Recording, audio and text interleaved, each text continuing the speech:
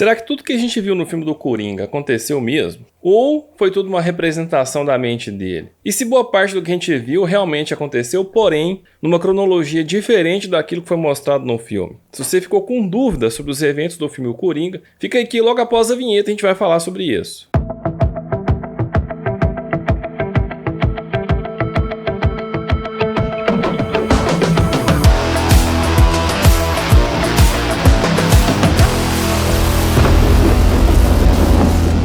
Salve gente, Márcio aqui do Antessala Cinema e Vídeo, e hoje a gente visita o filme do Coringa de Joaquim Fênix. Existe uma teoria na internet que sustenta que tudo que a gente viu no filme se passou apenas na mente de Arthur enquanto ele estava preso no Asilo Arkham. E para além disso, eu vou sugerir uma segunda linha. Será que as coisas que a gente viu ali, será que não tinha coisa real ali também, fora de uma linha cronológica correta? Diferente do que a gente viu naquela linha mostrada no filme? Então bora lá falar um pouco hoje sobre esse filme aí. E de cara eu já vou te apresentar os possíveis argumentos da teoria que sustenta que tudo que a gente viu no filme se passou apenas na cabeça do Arthur.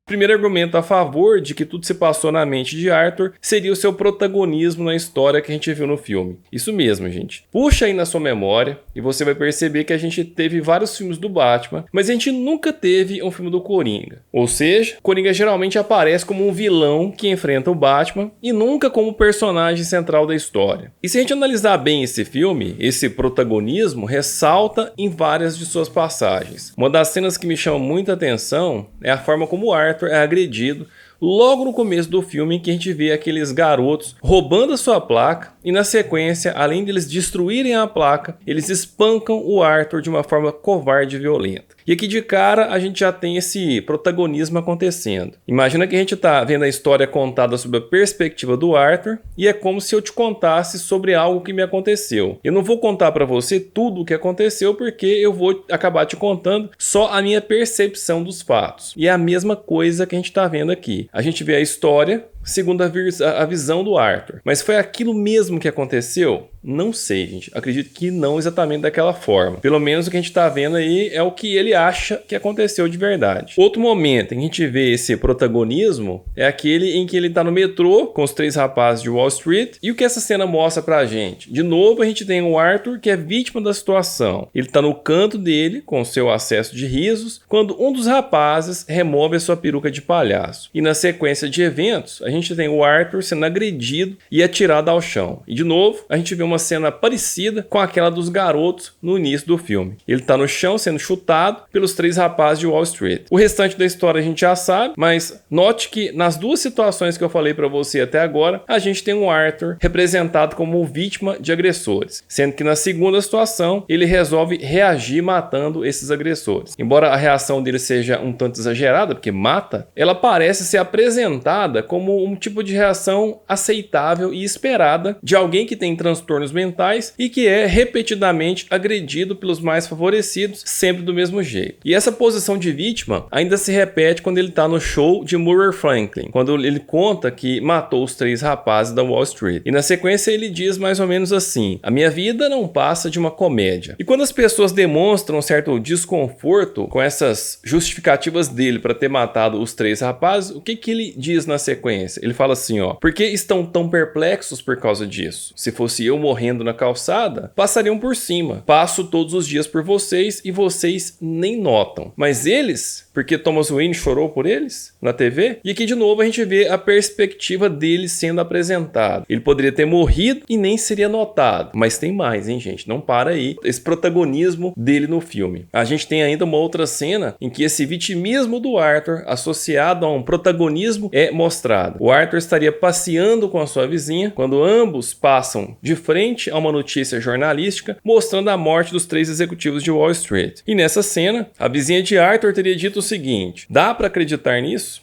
que se fodam. Acho que o cara que fez isso é um herói. E depois, mais ao final do filme, a gente vai ver que ele estava sozinho nessa cena. Então ele estava representando mentalmente o que ele gostaria de ouvir da sua vizinha. Ou seja, ele estava se vendo como um herói porque ele teve capacidade de romper o seu vitimismo e descontar violentamente nos seus agressores. Pelo menos essa era a justificativa mental que ele criou para ele mesmo para aceitar fazer as coisas que ele fez naquelas cenas que a gente mostrou, que o filme mostrou pra gente. E o que todas essas cenas têm em comum, gente? Em todas essas cenas, a gente tem situações mostradas a partir da perspectiva do Arthur. A gente tá vendo a justificativa mental dele para fazer o que faz. Ele se vê como vítima da sociedade e acha que, de alguma forma, ele tem direito de fazer o que a gente vê ele fazendo no filme. Afinal, a vítima que mata seus agressores, na visão dele, é um herói. Pelo menos foi isso que ele imaginou que a sua vizinha diria a ele. Então esse protagonismo, essa forma de justificar suas ações que a gente vê no filme do Coringa, isso seria a prova de que a gente está diante de uma ilusão, de uma viagem mental dele e não o mundo real. A gente vê então várias passagens onde ele justifica mentalmente as suas ações. E acontece que, pela lógica, o mundo real deveria mostrar pra gente uma história num contexto um pouco maior. A gente deveria ver os acontecimentos envolvendo o lado de mais pessoas. No entanto, a gente passa o filme inteiro vendo só o lado do Arthur, a história pessoal da vida dele, quanto ele é vitimado pela sociedade que ele vive. E a gente tem aí uma história pessoal contada, então, a partir da visão dele de como as coisas aconteceram. E é por isso que pode ser que a gente realmente esteja vendo apenas divagações de uma mente deturpada.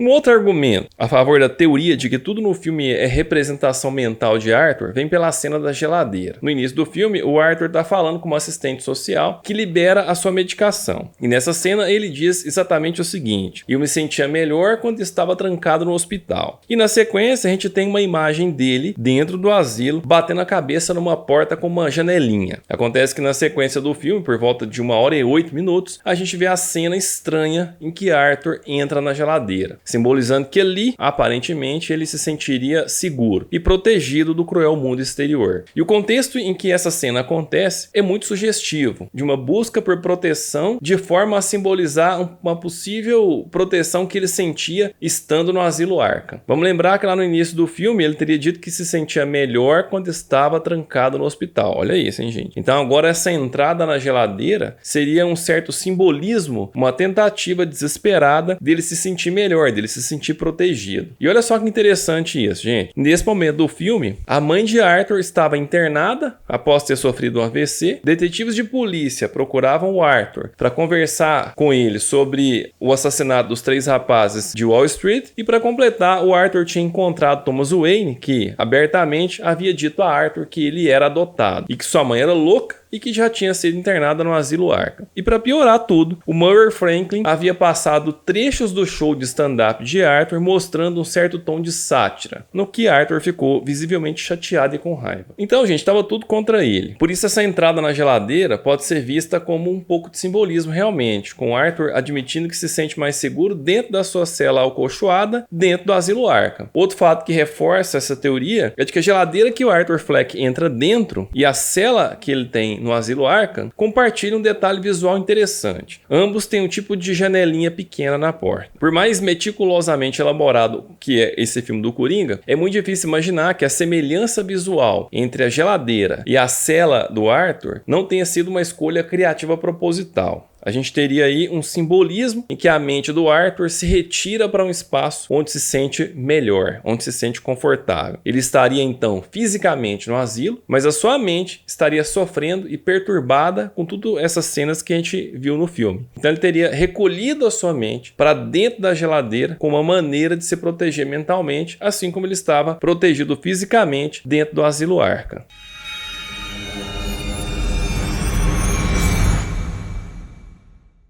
Outra dica, talvez pequena, mas que para mim talvez seja a dica mais forte, de que tudo que a gente viu aconteceu na mente do Arthur tá nos relógios que aparecem no filme. Os relógios são visíveis em algumas cenas e, bizarramente, em quase todas elas, eles marcam 11 e 11. Na numerologia, 11 e 11 é frequentemente visto como um número importante e poderoso, e alguns também o veem como o número da sorte. Embora a passagem do tempo no Coringa não seja claramente explicada, as chances de todos os relógios marcarem sempre o mesmo horário durante todos os eventos é praticamente nula, gente. E se o que a gente está vendo ali é tudo uma representação da mente do Arthur, faz total sentido que a sua mente se esqueça de preencher pequenos detalhes, como, por exemplo, atribuir horários diferentes para os acontecimentos. Além do mais, pode ser que essa numerologia 11 e 11 tenha algum significado pessoal para o Arthur, embora isso não tenha sido divulgado no filme. Considerando que, para os propósitos dessa teoria, o Arthur foi trancado dentro do asilo Arkham por um número incerto de anos ou de meses, também é possível que o tempo tenha perdido o significado para ele, pois cada dia se mistura dentro da sua mente, ele já nem sabe mais que dia que ele tá. Mas lá no filme, a primeira cena que a gente vê o relógio marcando 11 e 11 acontece aos 7 minutos do filme. A gente vê o Arthur dizendo que se sentia melhor quando estava trancado no hospital. E na sequência a gente vê uma lembrança dele no asilo Arkham. E ele tá batendo a cabeça na porta enquanto o relógio da parede marca exatamente 11 e 11. Na continuação do filme, por volta do minuto 37, a gente volta a ver um relógio e dessa vez a gente vê o relógio de ponto do trabalho de Arthur. E vejam só, o relógio marca exatamente 11 e 11. E dessa vez a gente não está em um tipo de lembrança de Arthur no filme. A gente está em um momento que é aparentemente apresentado como um momento real. Ele está retirando as coisas do seu escaninho após ser demitido. Ou seja, na teoria, ele está no momento real e o relógio marca de novo 11 e 11, tal qual marcava na lembrança dele lá no asilo Arkham. Isso para mim é um grande momento. Outra vez que a gente vê um relógio no filme acontece no show de Murray Franklin, quando o Arthur vai lá se apresentar. Porém agora o relógio que é mostrado diversas vezes não marca 11 e 11. Então eu fiquei pensando se isso seria capaz de furar esse argumento dos relógios, e eu penso que não. O fato do relógio do show do Murray não marcar 11 e 11 poderia ser um indício de algumas possibilidades diferentes para essa cena em especial. Uma possibilidade que eu acredito muito é que os momentos em que o relógio marcou 11 e 11 são momentos reais da vida de Arthur, porém são momentos que ele está relembrando e ele talvez não tenha noção dessa cronologia e nem da hora que aquilo aconteceu, então ele lembra sempre no mesmo horário. E nesse sentido, a cena do show de Murray com um relógio diferente seria uma divagação mental de algo que ele gostaria que tivesse acontecido. A morte de Murray, em sua mente, seria um excelente desfecho para aquele cara que teria injustiçado ele e expondo ele ao satirizar o seu show de stand-up. E eu pessoalmente acho que faz muito sentido isso. E te explico o motivo. Se na mente doentia do Arthur, ele teria imaginado como seria o mundo em que as pessoas se sensibilizassem com ele, e isso teria sido mostrado no filme pelos inúmeros palhaços no metrô que espancaram os dois policiais. Ainda em seu devaneio, ele teria imaginado que Murray o teria convidado ao programa e ele teria ido e matado Murray, como vimos no filme. E no final teria sido resgatado pelos manifestantes que o colocaram num patamar e o aclamaram, como a gente viu na cena em que ele é resgatado do carro da polícia após ser preso pela morte de Murray. E fica muito evidente para mim, gente, que isso tudo foi imaginado por dois motivos. Primeiro, que eu não consigo ver lógica nele ser convidado para o show do Murray após ter sido esculachado pelo pífio desempenho que ele teve no show de stand-up. Não faria sentido nenhum que ele fosse convidado depois de ter ido tão mal. Vamos lembrar que lá no início do filme, enquanto ele assistia o show do Murray com a sua mãe, ele imaginou-se na plateia. Arthur estava de pé aplaudindo Murray, se destacando dos demais na plateia que permaneciam sentados. Enquanto Murray fez uma piada envolvendo super ratos e super gatos, uma voz que parece ser a de Arthur solta um "Eu amo você, Murray". E de imediato Murray interrompe a fala para identificar quem foi que disse isso. E na cena seguinte a gente tem Arthur sendo identificado na plateia e no desenrolar das falas Arthur se apresenta e diz que mora com a mãe. Quando a plateia começa a rir, o Murray, em sinal de apoio ao Arthur, diz que ele também sobrou só com a mãe quando seu pai saiu para comprar cigarros e nunca mais voltou. E aqui a gente tem a mente do Arthur criando uma ilusória conexão com Murray. A gente tem um mundo em que Murray acolhe Arthur e o pede para descer, se juntando a ele no pau. No delírio de Arthur, a gente vê ele imaginando que Murray tem orgulho dele. Olha só que loucura. Embora o Murray tenha acabado de conhecer ele, o Murray já tem orgulho dele. E na sequência a gente tem o Murray dizendo que as luzes, o show, a audiência e tudo que tem ali, Murray desistiria de tudo para ter um filho como Arthur. O desfecho dessa cena cena, a gente já sabe. A gente vê o Arthur voltando à sua realidade no quarto com a sua mãe. Puro delírio da cabeça dele. Então, gente, do mesmo jeito que ele imaginou tudo isso, agora ele teria imaginado que foi convidado e em sua mente ele estaria imaginando um desfecho para aquele que o humilhou publicamente. O segundo motivo pelo qual eu acredito que essa cena foi toda inventada em sua mente é a cena final em que temos o Arthur como o Coringa sendo aclamado pelos manifestantes que o resgataram do carro. Porém, no instante seguinte, ele já está no asilo falando com a mulher, parece analisar ele. A gente não vê como é que ele foi parar ali, e eu acho muito pouco provável que ele tivesse sido preso após tanta gente ter se unido numa revolta final para apoiar ele. E se a gente prestar bem atenção nessa cena, ele está olhando para o lado direito e para baixo e rindo. Todos os eventos do show do Murray, o resgate pelos manifestantes e até a morte do Wayne está se passando no território da sua mente, da mente dele. Quando a mulher diante dele pergunta o que é tão engraçado, ele responde: só estou pensando numa piada. E a cena seguinte é Bruce com os pais mortos num beco. Então ele estaria representando mentalmente tudo o que vimos desde o show de Murray Franklin. E um fato que pode provar isso é que ele teria sido convidado para ir ao show na manhã seguinte após se esconder dentro da geladeira. É como se ele tivesse encontrado um subterfúgio mental para lidar com tudo aquilo que estava acontecendo com ele. E esse subterfúgio mental foi exatamente inventar toda essa sequência de eventos. Assim como ele imaginou um caso com a vizinha, e também a cena em que ela o chama de herói por matar os 3 executivos, ele estaria fantasiando que a população vestiu máscaras de palhaço, espancou os policiais que o perseguiam e o salvou da prisão após ele ter matado o Murray. E olha só que interessante, gente. Isso que eu tô falando pra vocês é algo muito sério. Pensa o seguinte, ó. Como você define a sua realidade? A gente acha que define a realidade pelo fato de a gente poder tocar em coisas físicas. Porém, em vários filmes como Matrix e A Origem, por exemplo, a gente vê que a realidade se mistura com a ilusão. E também sabemos que nossa mente não consegue discernir de forma 100% certeira a realidade da ilusão. E para completar, o Arthur é doente mental. Então a imaginação dele se torna a sua realidade a um ponto em que ele acredita que tudo aquilo realmente aconteceu.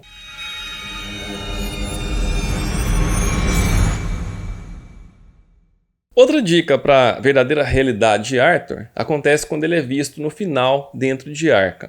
Os corredores do hospital são de um branco limpo e brilhante, muito diferente dos corredores amarelos vistos quando ele vai ao asilo investigar sobre a sua mãe. A própria forma como as coisas acontecem sugere que há uma lembrança aí no momento em que ele vai ao asilo saber sobre a mãe dele. Ele descobriu a loucura da mãe após confrontar Thomas Wayne e resolve avaliar a situação. Ele vai até o asilo e questiona: como alguém vem parar aqui? Todos cometeram crimes? Então isso sugere que ele esteja ali pela primeira vez, já que parece que ele não conhece muito aquele lugar. No entanto, se a gente parar para pensar, a gente vai lembrar que lá no início do filme, ele está falando com uma assistente social e ele diz: eu me sentia melhor quando estava trancado no hospital. Ou seja, isso significa que lá no início do filme, ele já tinha sido trancado no asilo Arkham. Então olha só, como essa cronologia parece um pouco alterada, porque lá no início do filme, ele já sabia do asilo, ele já tinha estado lá. E agora ele está questionando como alguém pode ir parar naquele lugar. Ou seja, nesse momento do filme ele parecia ainda não conhecer o asilo. E eis o que eu penso sobre isso. Aquela lembrança dele batendo a cabeça no asilo abrange um momento que aconteceu depois desta vez que ele foi no asilo investigar sua mãe. Naquela lembrança o asilo é branco e todo cuidado, enquanto nesta lembrança é um lugar amarelado e destruído. Como a gente está no campo da mente do Arthur, é normal que as lembranças que são mostradas no filme, como sendo a história da vida dele, esteja um pouco fora de ordem.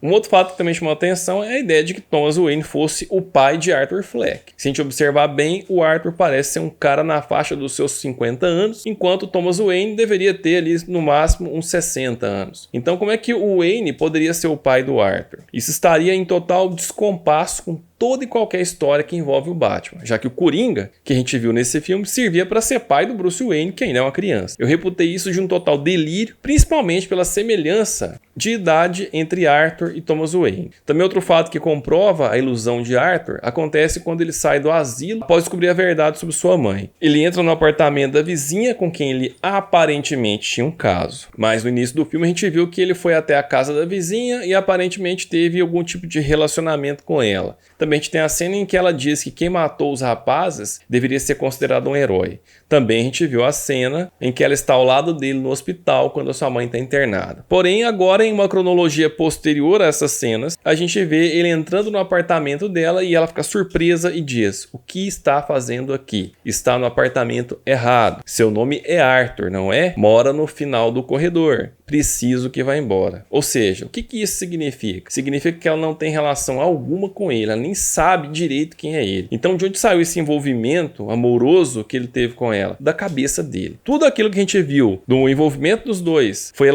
alucinação da mente de Arthur. Tanto que a sequência de cenas que a gente vê são os momentos dos dois juntos, momentos que só existiram na mente de Arthur. A cena em que eles estão em frente à notícia jornalística, que ela diz que quem matou os 3 rapazes é um herói, é novamente mostrada e a gente vê ele sozinho lá. Também a cena de sua mãe no hospital, em que a gente viu ela ao lado dele, é novamente mostrada e ele também está sozinho.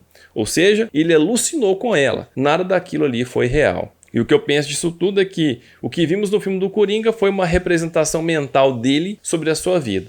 Alguns trechos do que a gente viu realmente aconteceram, enquanto outros trechos foram fruto de devaneios da mente de Arthur.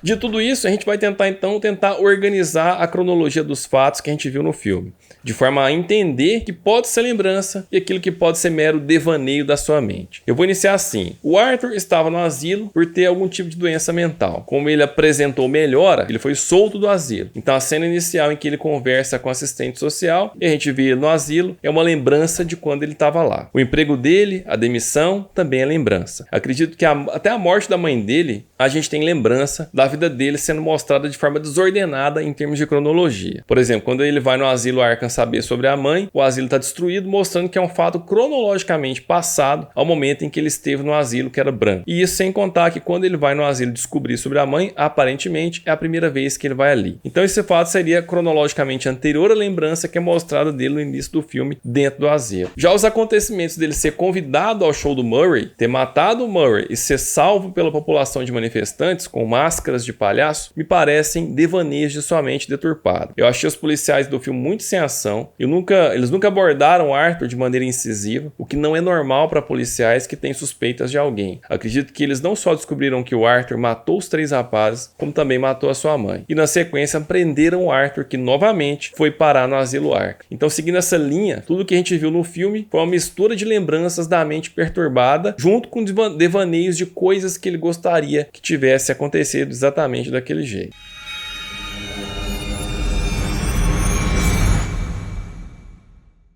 Mas mesmo que você acredite que Arthur se tornou o Coringa e matou muitas pessoas, inspirando um tumulto caótico em Gotham, há um buraco estranho nessa história. Quase todo o filme é visto pelo ponto de vista do Arthur. Ele está em cada cena e sua perspectiva em cada evento molda o que é mostrado. Isso é verdade, exceto perto do final, quando um discípulo do Coringa atira e mata Thomas e Martha Wayne. A sequência é enquadrada quase como se fosse o Coringa assistindo os assassinatos acontecerem, o que obviamente não teria como acontecer dessa maneira, já que ou ele estava nocauteado no carro da polícia, ou ele estava sendo aclamado após ser resgatado, ou então ele estava preso no asilo Arkham. Em nenhuma dessas realidades, dessas possibilidades, teria como ele ver a cena de Bruce de pé diante dos corpos de seus pais. Acrescente isso ao quão perfeito tudo acaba para o Coringa. Ele tem seguidores, ele está provocando uma revolução, o seu pai, aparentemente ausente, Thomas Wayne, é morto a tiros. Não parece que tudo deu certo demais para ele? Para mim, essa somatória de questões é mais uma evidência forte de que a gente está diante de uma viagem mental do Arthur. A verdadeira questão é se Arthur realmente escapou de Arkham depois de matar o seu psiquiatra, a sua psiquiatra no caso, no final do filme. E se sim, se ele tentará transformar a sua fantasia em realidade. Coringa 2 pode ser o filme que vai explicar tudo isso pra gente. Tomara